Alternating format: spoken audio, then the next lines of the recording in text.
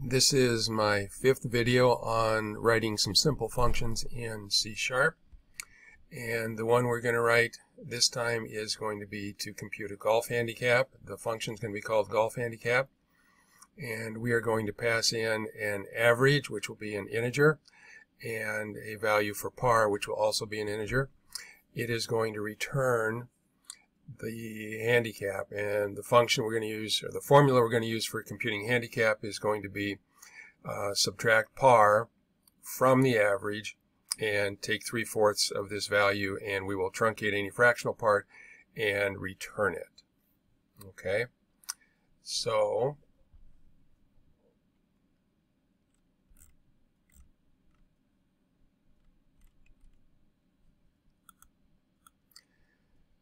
I have some code from our notes that I'm going to paste in.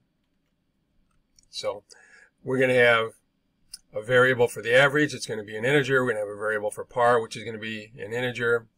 And we are going to ask the user to input their average and what the value for par is for their course. And then we're going to convert it, or convert it to an integer, and then we're going to call the golf handicap function, and we're going to print it out as an integer.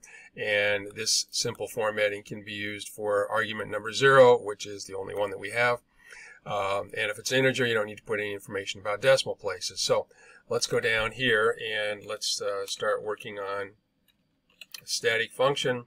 It's going to return an int. The name is golf handicap. We're going to pass in an integer. We're going to call it average in here. Don't have to call it the same thing that it was in the calling program. And we're going to pass integer, and we're going to call that one the same thing, par. Okay.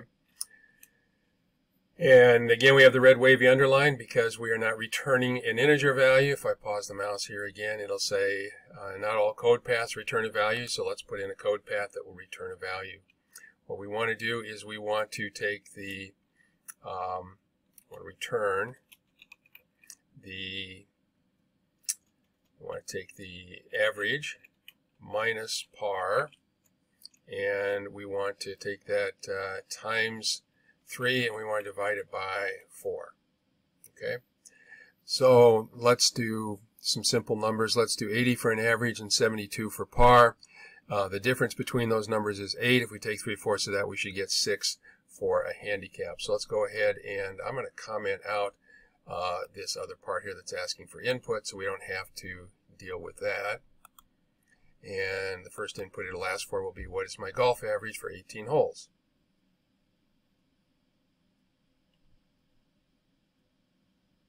Okay. And we're going to say 80, and par we're going to say 72, and it returns a handicap of 6. Okay. Now you might be tempted to do something like this, and let's do it times 0.75. Okay. Now if we do that, we get an error because the 0.75 is a double, and so I'm going to take my average minus my par, in this case 8. I'm going to multiply it by the double, 3/4, and anytime you insert a double into a calculation, the result of the entire calculation becomes a double. So if we do it this way, we're going to get an error. We have to convert that to an int, so let's go here and convert to an int. Now that's still not good enough because that's only going to convert the difference to an int, which is already an int. So we want to take the entire result, so we have to put parentheses around the whole thing. And now if I run it with the same two numbers, I should get the same result.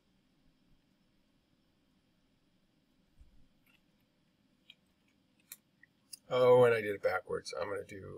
I'll get a negative handicap this time. So handicap is -6, and it works. This is kind of an awkward way of doing it, I think. I much prefer just multiplying it by 3 and dividing it by 4 so I can keep it as an integer value.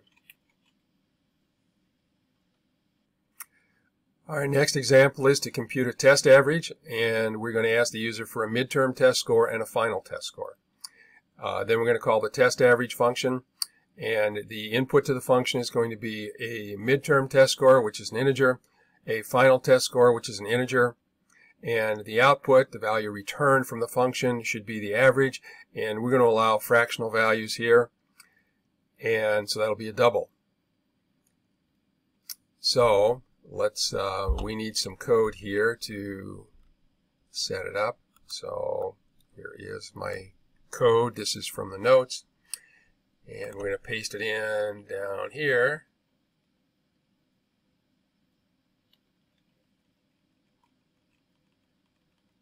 And we're going to comment out the other lines here.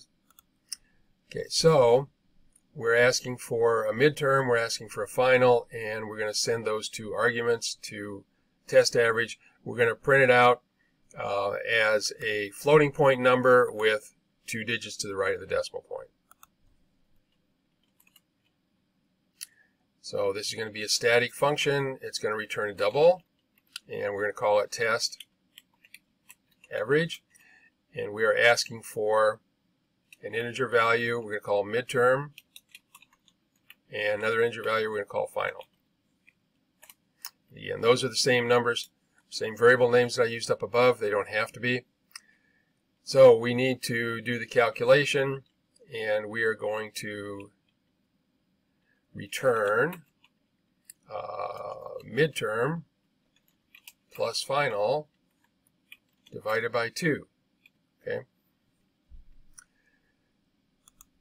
So let's go ahead and test that.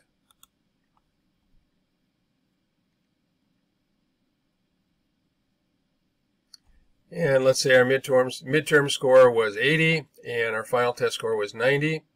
The average should be 85, and that's exactly what we get. Okay. Now let's try it again. And this time I'm going to try 90 and 95, and my average is coming back as 92, not 92.5. 92.5 is the answer I should be getting. So what's going on down here? It says we're returning a double, and we are, but this is an integer, this is an integer, and this is an integer. If you have all integers in an expression in C#, you get an integer for a result. So it's going to truncate, it's going to drop the result, so I get a 92 return instead of 92.5. So the way to fix this is simply make this into a float. Actually, I made it into a double there. I'd have to put an F to make it into a float. So let's go ahead and run it now. And we'll do 90 and 95 again. We should get 92.5 this time. And we do. So be careful when you're going back and forth between integers and floating point numbers like float or double in C#. Sometimes you don't get the answer that you think you're going to get. Okay, now we're going to do one final function here, and this is going to be to calculate the payment on a loan. Okay, and